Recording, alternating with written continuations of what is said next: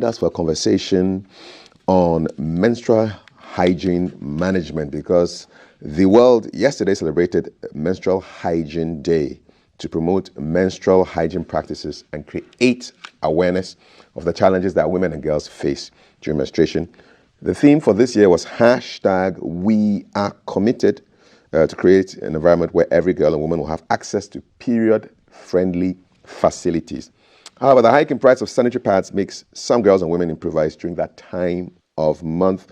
And some CSOs like NORSAC have taken it upon themselves to create the awareness and assist some girls to have safe menstrual cycle. In the studio this morning, we have Levelyn Kunedu Asiedu. She is the national coordinator of the Ghana CSOs platform on SDGs. Lots of acronyms, we'll break it down, don't worry. And Grace Otu, who is a nurse at Tete Oklu School for the Deaf, the only school for the deaf in the Greater Accra region. Levelyn and Grace, good morning. Good morning. But when I was growing up, LG stood for life. Life is good. So Levelyn, life, and Grace is good. So life is good. Yes. Yes. How are you, ladies? We are doing well. Thank you. Well, the day was yesterday, but we still want to say happy World Menstrual Hygiene Day. How did the day go down for you? I'll start with you, Levelyn. So the day went down yesterday with a press release from the Ghana CSOs platform on SDGs together with our 23 partners supporting the process. And from there, we were on Twitter, we were on the social media spaces observing the day and then raising awareness. And also in the evening, we had a Twitter space to discuss issues of menstrual hygiene. So the day was pretty good for us. It was pretty good. Yeah, and CSOs is civil society organizations. Yes, please. SDGs is Sustainable Development Goals. Yes. Okay, Grace, how was the day celebrated yesterday? Yes, thank you for the question. We started celebrating Menstrual Hygiene Day last week. Okay. Because we deal with Ghana Education Service and we took our education and the awareness into the schools. And so we really started last week doing a lot of education in schools and then at a lot of places. So Sunday yesterday was a time for social media where we raised a lot of awareness on the social media too. So it was a great week. It was a great day. Yeah. Okay. What exactly is menstrual hygiene? Can you break it down for us? Yes, thank you. When we say menstruation or menstrual hygiene, I want to acknowledge the fact that a lot of women face numerous challenges when it comes to sexual and reproductive health. And menstrual hygiene is not an exception of it. Every woman, when you get to your adolescent age, you are supposed to menstruate. That shows that, yes, you are a woman and you can get pregnant and then give birth. And so each and every month, we go into this, what we call menstruation. Now, when we say menstrual hygiene stands for when you are a woman and you start menstruating. What are you supposed to do to keep yourself clean? Now, we are talking about availability of water. We are talking about availability of soap. And we are also talking about availability of menstrual towels that we use to soak the blood. And so when all these things are missing, the women, sometimes suffer. And so menstrual hygiene, all these items that I have mentioned, help us to cater for ourselves or clean ourselves when it comes to menstrual hygiene. So soap, water, and then the materials. Yes. Yeah. We'll get into that in a short while, but I just want to go to Levelyn. So, do you have anything to add to what she's saying? Yes, in addition to menstrual hygiene, we also need the disposable bins so that when you are going to change your sanitary towel, you have an access to a covering, first of all, to cover the wet towel and also dispose of it properly. So we call it the wash facilities, water, and then hygiene materials. Okay. Yeah. Awesome. On a personal level, growing up, were you educated? How did you? When menstruation came, was it a big surprise for you? You woke up one day and then there's blood, and you were wondering, "Hey, what's going on?" Yes, at times was not when. This time there's a lot of noise and education going on when it comes to menstrual hygiene. But at my time, I didn't have the opportunity to be taught what menstrual hygiene or even menstruation is. And so most of the time, we, the adolescents, when we are going, it happens in school. I was in school when it just came. My panty was soiled. I didn't know what to do. I thought maybe I'm hurt because I couldn't even feel anything. So I went to a female teacher, and then she said, she took a taxi for me and I went home. Okay. And then when I went home, I told my mom that this is what happened. And then she said I should enter into the bathroom. She brought me water. And at that time, there was nothing like a sanitary pad that you can easily get on the market. So she brought me a fold of toilet roll. And I said, what is happening? No explanation. No. And so later on, she told me every woman goes through that. And so every month it will come. When it comes, I should let her know.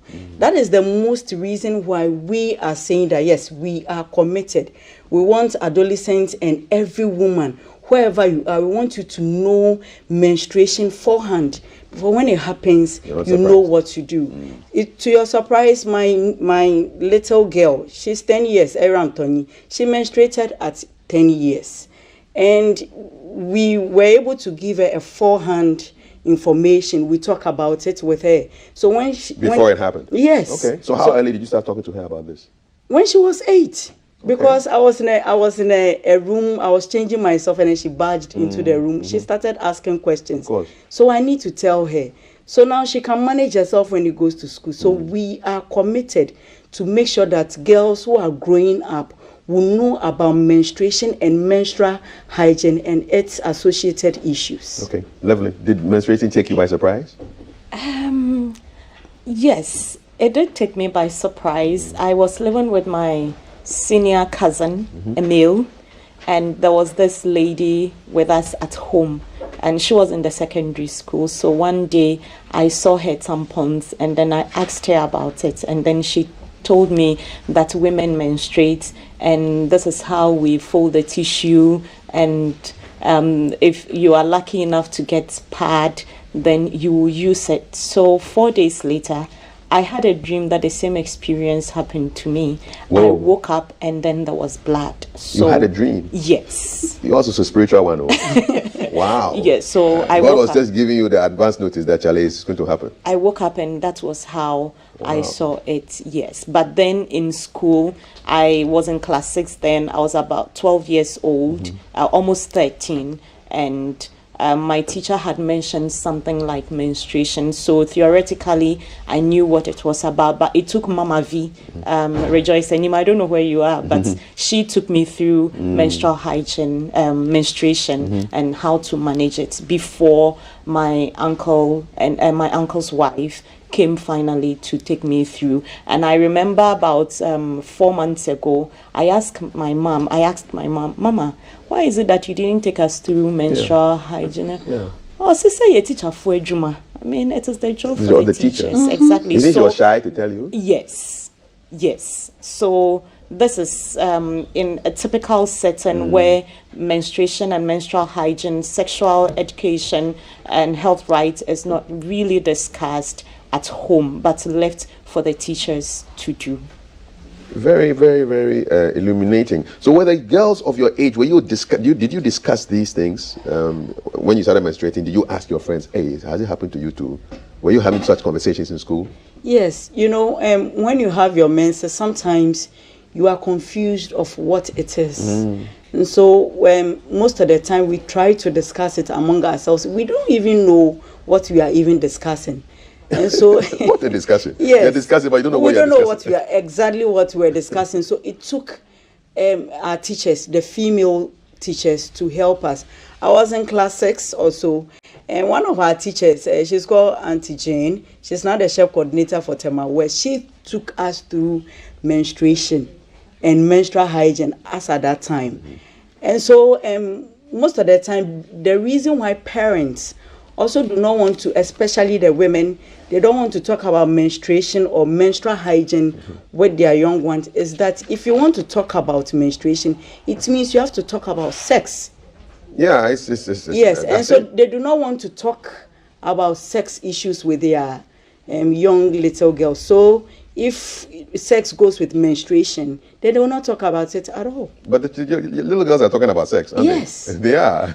Well, you're watching GTV Breakfast. We're talking about menstrual health, hygiene management. It was celebrated yesterday all around the world, World Menstrual Hygiene Day, to promote menstrual hygiene practices and create awareness of the challenges all women and girls face during menstruation. This year, the theme is hashtag we are committed to create an environment where every girl and woman will have access to period-friendly facilities. But there are lots of challenges, the taboos around talking about menstruation because mummies are afraid that little girls will start thinking about sex.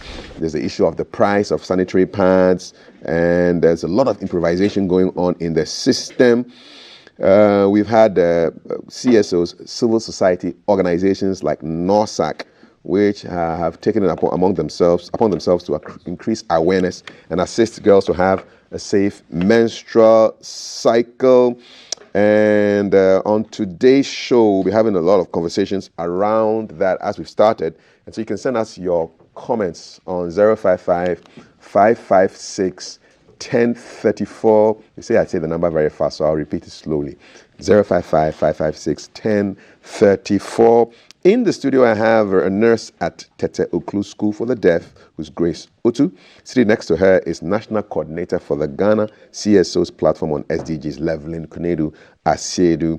And we also have head of the NORSAC's Accra office and country coordinator for the Global Power to Youth program, Mathilda Ayamga, joining us for a conversation on menstrual hygiene management. Matilda, happy to have you join the conversation. Tell us a little bit about NORSAC. What's your organization, and why is the subject of menstrual health very, very critical for your NGO? Okay, thank you, and good morning to the listeners. So NORSAC is a human rights organization that is headquartered in Tamale, and works with different stakeholders, partners. We work to improve the status of young people, women, vulnerable adults, children. These are barely our target groups around social protection issues. NORSAC is also interested in health issues, interested in better educational outcomes. We also are concerned about peace and stable communities. And then so you would understand that when it comes to menstrual hygiene, it is of course a critical issue for NORSAC, looking at our key areas, which is about health and education.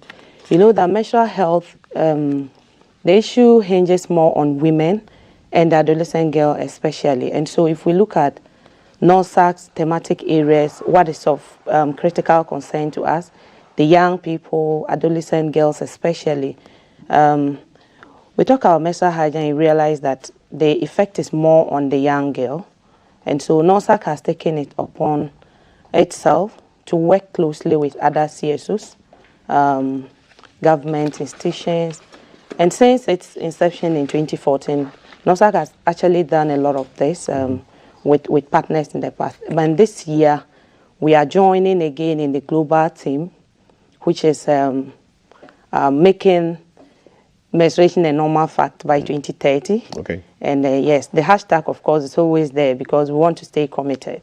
And so we are joining the rest of the world and other CSOs within the Ghana region to celebrate the day and to bring to bear some of the really key issues that are affecting these girls, awesome. Basically. Thank you for that introduction. Quickly, before I come back to Leveling and Grace, how are you fighting the biggest taboos around menstrual health in your awareness creation? Talk to us about some of the big taboos and how you are fighting them. Okay. So, like I mentioned in the introduction, NORSAC works with various partners or stakeholders right from the community level. And so you would understand that some of these myths and taboos are more at the local or community levels. And that's one of the strongholds of NORSAC. What are some of these myths and taboos? So some of them, we look at young people not being allowed to probably do certain things or be in certain places because they are menstruating. We have some of the girls who are not able to or allowed to prepare meals in the household because they are in their menses. And so there's some kind of misunderstanding around it, as in tagging blood as dirty.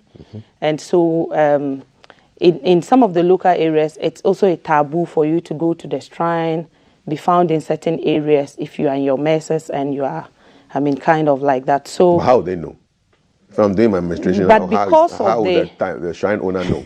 So How the will you know? orientation has sunk so deep that the young people themselves would own up because they are afraid of what is likely to happen to them if they happen to be in their menses and found themselves in those areas. And so, socialization is a very strong tool, and that has worked very well, sadly. So what we do is that we have what we call community level sensitizations. We have programs we call Breaking the Silence forums, where we have face-to-face with the young people, the community leaders, and then we try to have sensitizations, discuss, have open conversations around these issues. Okay. And most of the times, this will be the first things you see young people having that direct conversations with even their own parents in the community. So these things have actually gone so well, and it has improved in a lot of the communities. Okay. Yeah. Grace has a whole bunch of products that she'll be talking about in a short while, but I want to come to leveling. Is there anything you want to add to Matilda's opening thoughts? Yes. So regarding the issue of menstrual hygiene and then breaking the silence, a lot of work is going on at the community level, raising the awareness among young people. And even now the conversation is going beyond adolescents who are menstruating and young people menstruating to even the pre-menstruators, let me use that word. Like the primary school girls. Exactly, because we need to demystify menstruation. In my peculiar circumstance, I was just saved 4 days to my first experience of menstruation. And you were 12 then? Yes. But the age is coming down, right? Exactly. What are the youngest ages that you have come across? There are 8. I had a classmate who had her menstruation at 8 years. Whoa. Yes. And she was living with her father then. So she also shared her encounter. It was her father who got her the tampons to use during the period and actually taught her. 8 years old? 8, yes. Like class 2, right? Really, really young, huh? Yes. Yeah. So the issue of teaching our very young ones, demystifying menstruation, menstrual hygiene, sexual and reproductive health rights is key, and this is what we are doing in the community, appropriate for their ages. Is the Ghana Education Service catching up with this? Because if the ages are coming down, then the sex education must start happening around class 1, class 2. So they do in the syllabus. We have these listed as part of the processes. However, what I don't want to go into was what happened about 2020 about the CBE, where Comprehensive Basic Education? Yes, that's one that had that component of the issue we don't want to talk about. So right from What don't you want to talk about? That's one that we don't want. What one? I mean, if you say things like this, my ears jack up. What don't you want to talk about? So free conversations here. Where we have the LGBTQ aspect of people are talking about it too. So if we don't talk about it, people are talking about it. We have this in our syllabus, and the teachers are doing so well. I must even commend the teachers, especially for parents having difficulty to take their kids through sexual and reproductive health rights and education. The teachers are taking it up, and I think if you would ask the average person, the average girl, and even the average boy, they get this information. I'm glad the boys are being included, because you talked about how somebody started menstruating and it was the father who was around, and he was a responsible person. He was able to do the right thing. So it's good that the boys are also involved. Grace, over to you. You have a range of products here. Talk to us about them. Yeah.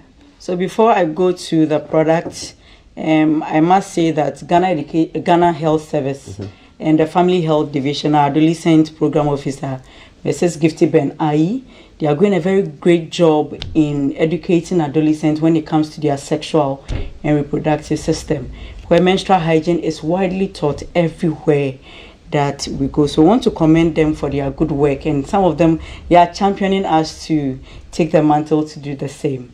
When it comes to menstrual hygiene, there are a lot of items that goes into it, and these are some of the things that our girls are not getting, and so some of them stay out of school because they cannot afford the sanitary pad. And so we have variety of people have come out with a lot of things that we can use to cater for ourselves when we menstruate, not necessarily getting the disposable sanitary pad. So the first I have is the disposable sanitary pad. Yeah. Raise it for my camera. Yes, the disposable sanitary pad. Okay. This one, it is not reusable. Open it and let's see now. It is not reusable.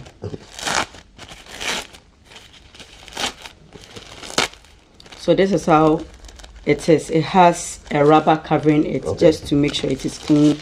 And then you also have a stick on. Okay, so that sticks onto the panty? It sticks onto the panty. Okay. And then it has wings that will also stick beneath the panty. It's kind of to hold the panty? Yes, holds the panty in place. So when we are walking, at first we did not have that. A girl will be walking and then whatever she's using will just fall off. Oh, that's but with this, it has a die stick. out of shame. Yes. Wow. And so they will not even go out at all. Yeah. And so this one has a stick on with the wings, and then at the back too. So the sticky part is where? This place okay, is. so that lines onto the panty. Yes, it lines onto it. And then the wings are also, there's a stick on the wings too. Does it matter whether it's, if you wear it this way, does it matter or it doesn't matter? Yes, so this one there goes, direction? yes, this place is, the lower part is bigger than the upper. So the upper one goes in front, and then the lower, the bigger place comes, at the lower part of the panty. Next time, bring a mannequin and some panties so that you can show Yes, people. so I have a panty Oh, here. good, all right. So before you wear your disposable sanitary pad or any other sanitary pad, you see microorganisms, we cannot see them with our naked eye. And so we want to wash our hands with soap and water. Where there is no soap and water, you can use sanitizer just to render your hands clean before you touch your sanitary pad, because where the pad is going, infections can easily go there. Sensitive area. Yes. So you have to wash your hands with soap and water before you touch your sanitary pad. And so when you remove it like this, the panty, the wrong place comes out. Where's the wrong place? Where the wrong, Inside out. the inside out. Okay, yes. yeah. Inside out. So you just place it into the panty. Sure, you can't see it too, so turn your hand this way. Yeah. So you just place it into the panty, and then the wings goes Oh, those are the wings. beneath. This one also goes beneath. Then you turn your panty. You see, it will not fall off. Yeah. It will not fall off at all. And so you have to, the panty will hold you. So when you wear it, it will not fall off. And so when you feel it is heavy or it is soaked, You can feel it. yes, you can feel it. Then you go on to remove it and then replace it. And before you remove it again, you have to wash your hands. Okay. Yes, and after you have also finished wearing it, you have to wash your hands, because your hands can be soiled with the blood. Exactly. Which carry microorganisms. So when you touch people, or even if the tables and other things, you can easily transfer. So we always want to emphasize you washing your hands. So how do you take it off? So when you want to take it off so you just remove the wings. While you're still wearing it? So while the panty is still on? Yes, you just pull it down a little. okay. And then you just pull it off the panty whilst you are still wearing it. Then you can put another one on the same way you did. But you'd have to clean yourself first. Yes. Yeah, okay. You have to clean yourself when the place is soiled. Yes. So we have towels and tissues that you can use to clean yourself. I'm just thinking, how do you dispose? What's the correct way of disposing a tampon? The sanitary pad, yes. yeah. So when you remove it like this, you see my hands are touching it, so the hand washing is very important. So the wings come, this one also comes here. You fold it and then you fold it. Okay. Then you roll it. Okay. Now I want to say that this doesn't go into the water closet. Yes, I've seen warnings like that in so many places. Don't put it in the so when closet. you put it in the water closet, it will choke. Definitely. So you have to fold it like this. Now, you saw that when I was removing, there was a rubber. Yes. So you can put it in the rubber and then you can fold it. Back again. Yes. So that the blood will not be spilling out. Now, when you do it like this, you can put it in a rubber bag, a black rubber bag, and then tie it. And then also, if you are at somewhere that you don't want anybody to even know that there is a sanitary pad on you, please, you can get a graphic or any other paper. Newspaper. Yes, any newspaper or any, or even a tissue. I'm going to show you how you wrap it. Wrap it up for us. Yes. So you put it in the paper and then you roll. You roll it in the paper. Then you fold the edges. And then you fold the edge. So you secure it. Yes. So, yeah. And then you fold it in. Okay. And then throw away. No one will know that this is a sanitary pad. And so when you fold it like this, you can either drop it in the bin, if where you are there is a bin, or you can also put it back into the black rubber bag like this, and then tie. Then you can put it in your bag. When you get home, you can put it in the bin, or if you like, you can burn it. Cool. There's a lot of education that people have to know. And I can just imagine an 8-year-old and 9-year-old have to go through this process. It's, it's a lot of folding and washing your hands. I can imagine also that if you don't have running water, then you have issues. Yes. Yeah. That is why the availability of water is key to menstrual hygiene. So whereas you do not have the disposable sanitary pad, now we have the cloth too. First, our mothers used to they use the cloth, excuse me to say, they call it the amonsen. And now we have any cloth that is cotton that can soak or absorb the blood. You can use it, but before you use it, you have to wash it, dry it, and then iron it, keep it. When it is time for you to use, you can do the same if you have that luxury. And so we have the ones that have been already designed. So as you can see, it has inner lining that can really soak or absorb the blood, or any other cotton. You can use a gauze and to do it. That one too, it comes with something that you can put the sanitary pad, the cloth in it. So you just put it in it at the edge, and then put this one to here like this. So this one has been designed. It has a button like the wings with the disposable one. So you just put it in a panty, like how we did for the other one. Secure it with the buttons. Yes. So you just secure with the button. It doesn't fall off at all. All right. Yes. And so is this reusable? Yes. So this one can be, it's a cloth. So you have the opportunity to use it again. But when it is soaked, in fact, you're supposed to get as many as you can, because when it is soaked, you have to change yourself. So this one, when you get home, that one too, you tie it as we did for the disposable. When you get home, you soak and then you wash it. Now, with what? With water and then soap. But if you have the luxury and you have a disinfectant renders every solution of microorganisms. So when you have a disinfectant, you can just pour it in the blood just to secure it before you pour it into a water closet, or if you're in a bathroom, you pour it. You don't just pour it outside, no, because of microorganisms. So this one has to be washed, it has to be dried on the sun, it has to be ironed, kept clean in anything before you can use them. Okay, are we done? We are not done. So there's this one was placed inside, the cloth. We have another one too that comes like this. That one the inside is made just to soak. Yeah. So you can just close it Same in the principle. panty Okay. and then close it. And then we have this one. This one is called a menstrual cup that you can insert into the vulva or the vagina just to collect the blood. So when it is full, you just remove it and then pour it, clean it, and then put it back. At the end of the day, you wash it with soap and water. And then anything, if you have a bowl to yourself, a bowl that you use designated for that, then you pour a warm water or hot water in it, not too hot to melt it. Then you put it in just to render it free from microorganisms. So people are comfortable using it. The majority of Ghanaian women will be thinking, what is this? You know? Is it not just easier for us to take the taxes off the sanitary pad so that the price can come down, and then the ordinary girl in Blemezado or Puziga or Dodowa or Enchi can just use sanitary pad? Let me come to my people. Matilda.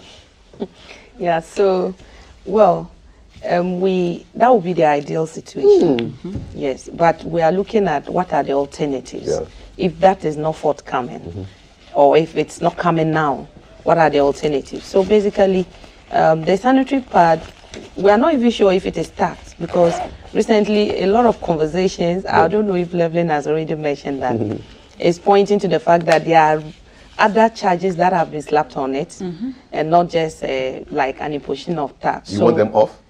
Yeah, there are so many charges on COVID-19 levy. All of those things are on the poor girl to be able to purchase, and we know the effect of this. So if a girl have to buy, the last time I wanted to buy pad myself, I stopped and I was shocked. I'm on a salary and I can afford, but it really got to me. How much is it these days? So for instance, it depends on the type you are buying, but the least you can get is 18, 19. And it also depends on the location. How many are inside? I think 10, Yes. 8, 12. It depends on whatever type you are buying. It's So, expensive. yeah, but you can buy as much as 29, 30, depending on which one you want to buy. And it comes with also the type of flow you have. If your flow is heavy or whatever, you are compelled to go in for certain amounts that you might not have. Yeah. And that is what is bringing about the unplanned pregnancy, especially among the girls. Level, what's the solution? And so from the CSO's perspective, collectively, we are calling on government to remove the taxes. So Ministry of Finance, we are calling you to declassify tampons and pads, sanitary products as miscellaneous manufactured articles, and it attracts 20% import duty, and there is also the VAT levy on it. Together, we also have the EXIM levy, we have a processing fee, we have ECOWAS levy, there is AU levy, there is a special tax. All on this sanitary products? Yes, so we have done a beautiful infographic that we can show at some point. I want that into And infographic. So altogether, with other products, this is the tax that is on it.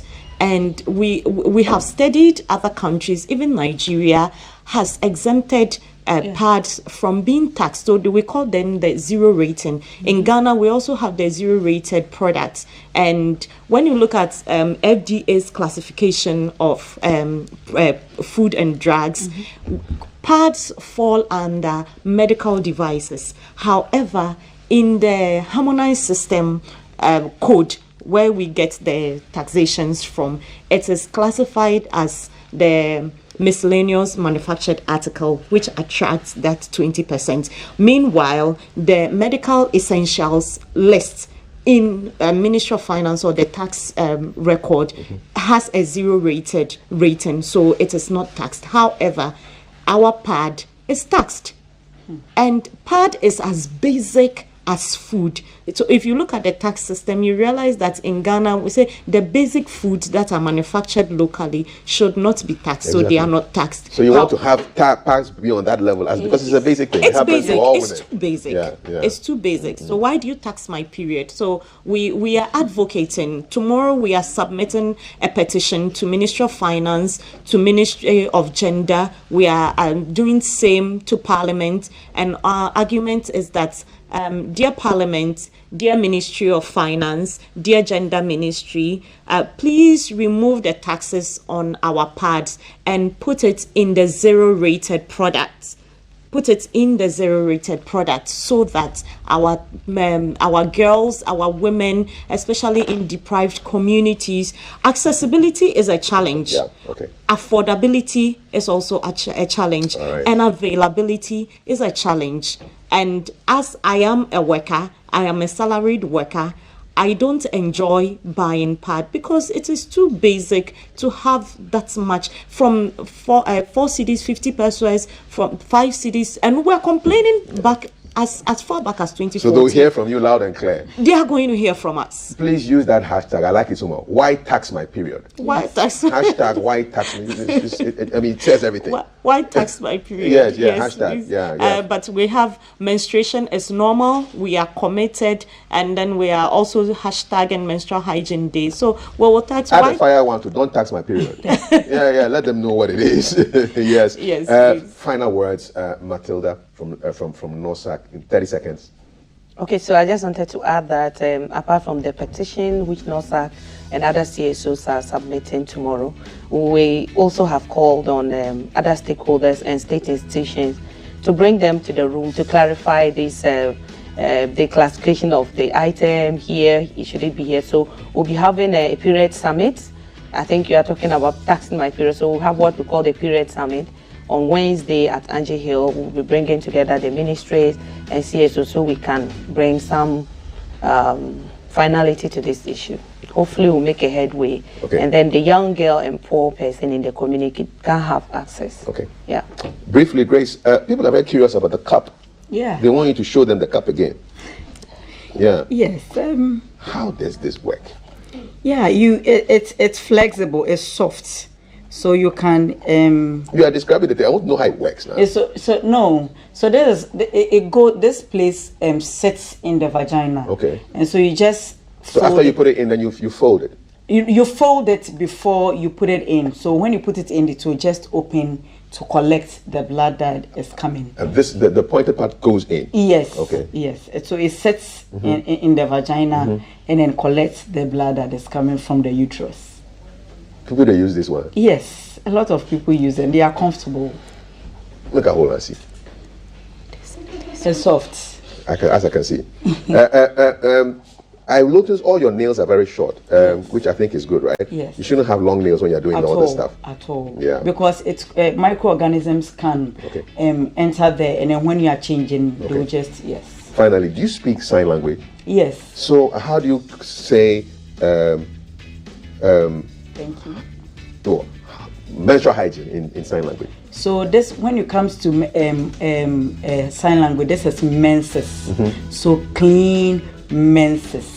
Clean menses. Why So are they putting on the cheek? Why is menses on the cheek? Because I learned it too. It's about women. So this is clean. Let's all do it. Clean menses. Menses. I want to say thank you. Thank you. How do I say thank you? Thank you. Thank you. Thank you. Thank you. So it's from me to you. So thank you. Thank you, Grace Otu, a nurse at Tete Uklu School for the Deaf. Levelin Konedo Asiedo is National Coordinator, Ghana CSO's platform on SDGs. And Matilda Ayamga is head of NOSAC's Accra office and country coordinator for the Global Power to Youth program. Clean menses is what we've been talking about. Thank you.